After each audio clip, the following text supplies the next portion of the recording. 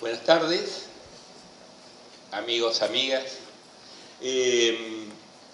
Realmente es muy bueno partir de una exposición como la de Sebastián Serrano Alú, que me ayuda en las cosas en que estoy de acuerdo y también en las que estoy en desacuerdo a pensar el problema de algo que para mí es necesario poner claro. No hay derecho de huelga, hay libertad de huelga. ¿Cuál es la diferencia? ¿Cuál es la diferencia entre derechos y libertades? Todo lo que vinieron diciendo parte justamente que dijeron derecho. Y esta vez, generalmente yo soy una persona que ama demasiado la precisión, con lo cual algunos dicen que termino medio cerrado.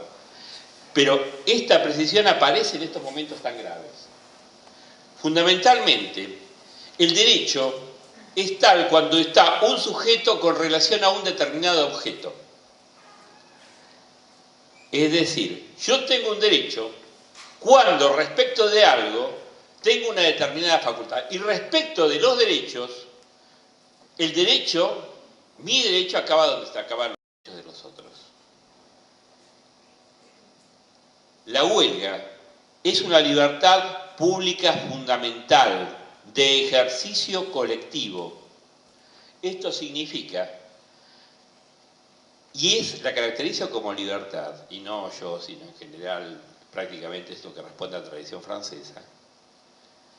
En tanto, en primer lugar, es una potencia que no tiene objeto. Tan no tiene objeto, que es lo que dice el artículo 3 de la Ley de Secciones Sindicales. El interés sindical es todo lo que haga a la dignificación del trabajador. Ese es el interés sindical. No hay otro. No tiene objeto. Es más, es una libertad que como tal se regula por el 28 de la Constitución Nacional. O sea que ninguna reglamentación puede desnaturalizar lo que ella es, porque son libertades fundamentales. Es otra regla, porque es un derecho que algunos tipos quisieron apropiarse y vender y regalar, como planteaba Sebastián, el derecho de huelga. Si es derecho, si es un objeto, y yo soy el titular, con eso hago lo que quiero. Es lo que está detrás de conceptualizarlo como derecho. Por eso insisto en que es libertad. Libertad no es elegir entre Wrangler o Levi's. Libertad es lo que hace a la potencia del sujeto humano. Esa capacidad de hacerse y de poder avanzar más. Si ustedes quieren, voy a hacer una cita culturosa de Spinoza, lo que hace a la potencia es el afecto, ese afecto positivo que en Jauretche decía que el arte de derrotar a los pueblos consiste en entristecerlos. ¿Por qué? Porque no tienen potencia, tienen pasión. Cuando uno está apasionado, o sea, uno es pasivo respecto a lo que viene del mundo, los tiranos ganan. Por eso decía Jauretche, muy espinocianamente, que los pueblos solo vencen con alegría. Y es una libertad, no es un derecho, justamente por eso, no tiene objeto, es una decisión. Yo creo que no solo, hay otros temas muy secundarios, pero a lo mejor tendríamos que ponerlo. No es lo mismo decir derechos humanos que derechos de las personas. Es más, son una contradicción. En el derecho clásico, si alguien se acuerda del derecho romano, nosotros no éramos personas, nosotros teníamos personas. Era una avere persona y un essere persona. Y teníamos personas porque era con lo que actuábamos en el derecho. Es con lo que actuábamos en el comercio. De hecho, incluso había algunas garantías que estaban dadas por los esclavos que no tenían ninguna persona, pero que no se les podía castigar fuera de determinadas circunstancias. Es decir, cuando se produce el cambio de tener una persona al ser una persona, se produce justamente cuando aparecen esos sujetos de derecho que no son humanos, cuando aparecen las personas no humanas. ¿Y quiénes son las personas no humanas? Primero fueron las compañías de seguros, los bancos. O sea, esos sujetos cuya finalidad no es otra que la de actuar en el comercio. Cuando hablamos de derechos humanos, estamos refiriendo a esas marcas que, por ejemplo, tenemos en el preámbulo de la Constitución. Cuando decimos que hay que garantizar el ejercicio de libertad, ¿para quién es? Para nosotros, para nuestra posteridad y para todos los hombres que quieran habitar el suelo argentino. Fíjense las marcas semánticas. Nuestra posteridad solo tienen los seres sexuados. Las amebas, por ejemplo, no tienen posteridad, simplemente se reproducen. Es en nuestra falta, en nuestra contingencia, que nosotros podemos tener posteridad. Fuera de eso, no hay posteridad. Y que pueden habitar, o sea, solo habitan, solo tienen mundo, quienes tienen lenguaje. Es decir, derechos humanos son los que tienen que ver con esa gente, o sea, tienen que ver con aquellos entes que hablan, que son sexuados, es decir, tienen falta, es decir, son mortales, que sufren. Y por eso nunca va a ser igual el derecho de las personas que el derecho de los humanos. No va a ser nunca igual el Tratado Libre de Comercio que el Tratado contra la Tortura. En un caso hablamos de derechos humanos y en otro hablamos de derechos de las personas. Por eso hay que marcar estas pequeñas diferencias. Y esto, que no es otra cosa que volver a lo clásico, volver a lo básico, nos lleva a pensar de qué estamos hablando cuando hablamos de huelga. En primer lugar, es muy gracioso el escamoteo que se hace, porque es cierto que por un lado lo llevan al 23.551, pero por otro lado, la norma que invocó la parte en Orellano no se trató. Un comentario. La única vez que tuve problema en mi vida, por lo menos desde que soy viejo, para que me publiquen un artículo en una revista jurídica, fue justamente mi comentario del caso Orellano, que lo terminé al comentario dentro de la semana. Lo presenté a todas las editoriales. Ninguna lo publicó hasta 6 o 7 meses después. Que lo publicó una editorial justamente santafesina. Robinson. Después de haber no querido publicarlo antes. Pero por lo menos lo publicó tarde. Es decir, en primer lugar, hay algo que también es importante señalar. Ir a la 23.551 no está mal siempre y cuando veamos a dónde estamos yendo. Estamos yendo al 47. Y el 47 es la garantía de la libertad sindical. Cualquiera que impida, obstaculice o restrinja una libertad sindical tiene la acción para que sea dejado sin efecto el acto, si es un acto jurídico, o se deje sin efecto el hecho jurídico, si es una vía de hecho. Esto importa también, por supuesto, el caso de los despidos. Cuando algo se priva de efectos, es justamente una nulidad. Y la huelga es justamente la libertad por esencia sindical. Huelga, libertad sindical, mejor dicho, que si vamos a buscarla a dónde nos remite, no es por supuesto a las prácticas desleales, como es lo que sostenía de la Fuente, sino a las normas sobre libertades sindicales individuales y libertades sindicales colectivas que tienen el nombre de derechos en la ley 23.551, que son los artículos 4 y 5. Y uno de ellos es justamente el ejercer la huelga. Por eso les digo, ojo, a veces terminamos nosotros mismos encorsetando el planteo. Por ejemplo, cuando hablan de la protección del delegado de hecho. Yo desde Balaguer, que vengo diciendo, no es un problema de delegado de hecho, es un problema de que quien haya ejercido una libertad sindical no puede ser represaliado, El artículo 47 de la Ley de Decisiones Sindicales es una ley antirrepresalia y tiene una potencia que no tiene ninguna otra norma del derecho argentino, ni siquiera la 23592. El artículo 47 fue, creo, la mejor creación del legislador en sentido protectorio. Y fíjense que mientras los ejercicios de la libertad individuales no están condicionados en ningún tipo de legitimidad, sí lo están cuando lo hace el sujeto colectivo. Perdón dicho, cuando lo hacen los sindicatos, porque tampoco podemos confundir esto. La Corte dice correctamente que pretende hacer sintaxis, pero encima la hace mal. La hace mal y sin lógica.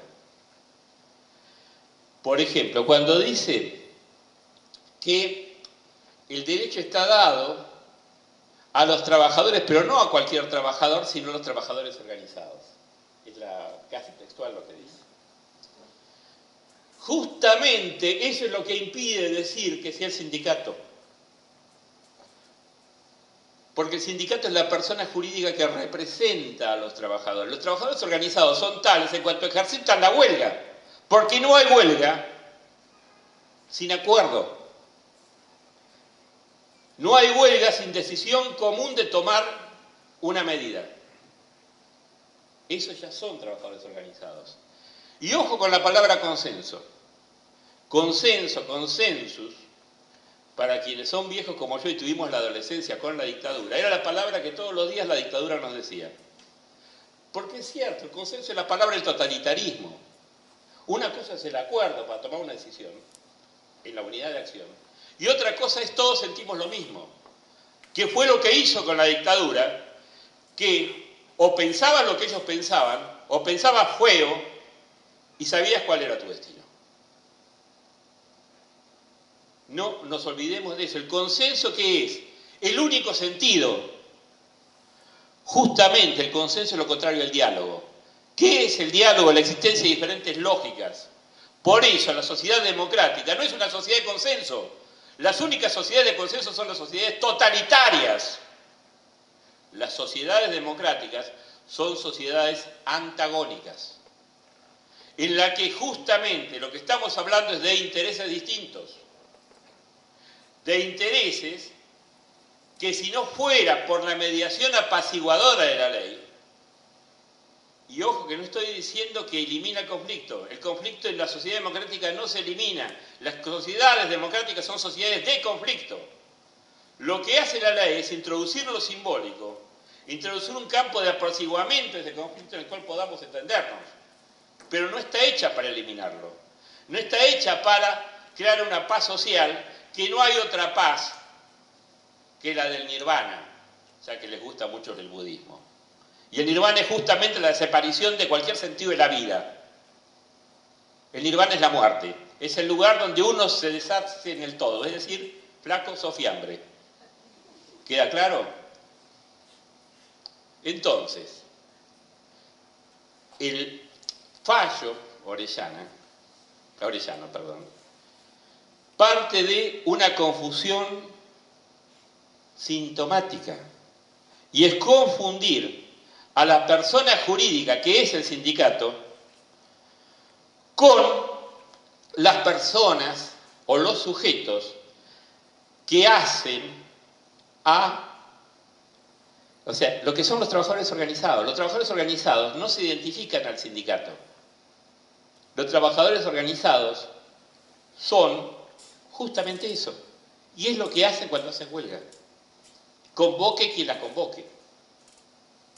Eso es un trabajador organizado. Trabajadores que acordaron. Y hay algo que es fundamental también en cuenta, porque la Corte dice algo que es verdad, y que por ahí cuando lo critican le estamos criticando el lugar errado. Había Edward P. Thompson, que es un historiador británico, decía que la clase no es un esto, la clase no es un it, la clase no es una cosa. Y tenía razón, en realidad el sujeto colectivo no es una cosa. O sea, digamos, las tradiciones muy paleoizquierdistas tienden a pensar que la clase tiene una especie de entidad metafísica. Y la clase no es otra cosa que lo que los hombres hacen cuando actúan en base a intereses de clase. No hay una clase metafísica, no hay una cabalidad, como en el sentido de Platón, una esencia que esté por encima, sino lo que los hombres hacen. Entonces, el sujeto colectivo es un sujeto evanescente, o sea, cuando los trabajadores comen, son trabajadores que comen, no son trabajadores que actúen como clase sujeto, no es el sujeto colectivo. Pero cuando los trabajadores actúan colectivamente, son el sujeto colectivo. Por eso el sindicato es el representante del sujeto colectivo, que es el representado. Y justamente quien tiene el poder, a quien le corresponde esa libertad, o si ustedes quieren derecho, es el representado y no el representante. Esto es como creer que el derecho es del abogado, cuando el abogado lo que hace es ejercer el derecho de su cliente. El sindicato es el representante de ese interés, no el representado. Y esto está clarísimo cuando ellos juegan en los dos lados. Cuando hablan de trabajadores organizados, y esto hay una nota de Vélez, si no me equivoco, en la nota del artículo 36, que es maravillosa, cuando está diciendo que ni aún así todos los miembros de la sociedad se reúnan, no son la sociedad, porque la sociedad es la persona jurídica. Es lo mismo que sucede con el sindicato. Y además, esto también sucede genéticamente. Los trabajadores empiezan a aparecer como sujeto colectivo cuando encuentran que si pueden parar, si pueden todos disminuir de manera coordinada la fuerza de trabajo, podían conseguir mejores condiciones laborales. Es decir, la huelga hace al convenio colectivo.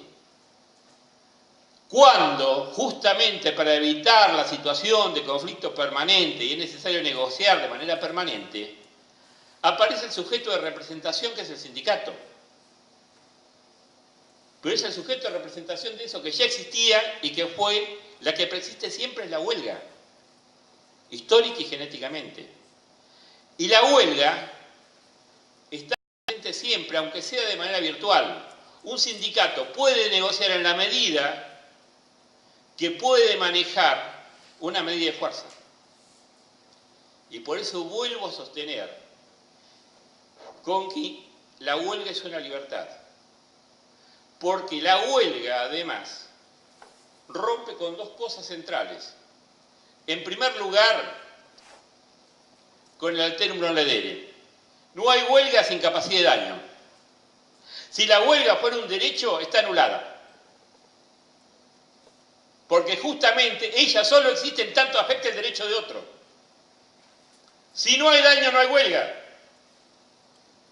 Sea porque estamos trabajando de más, sea porque estamos trabajando de menos. La huelga es una capacidad de dañar, es una libertad de dañar, una libertad pública fundamental que equilibra la irregularidad que surge de la propia ley misma, que justamente es la apropiación de la fuerza de trabajo en las condiciones que hemos decidido elegir políticamente. Por eso la huelga es una libertad y no un derecho. Por eso se rige por el 28 y no por el 14. Eso es huelga. No sé si soy muy abstracto, he tratado de ser lo menos abstracto posible. Porque estoy bajando conceptos teóricos muy fuertes. En primer lugar, que el sujeto colectivo es un sujeto evanescente. Y segundo lugar, contrariamente a lo que muchos creen, y es lo que acaba de marcar Sebastián, es que el sujeto colectivo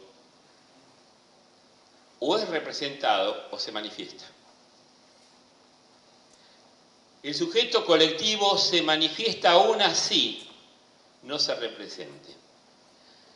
¿Qué implica la representación?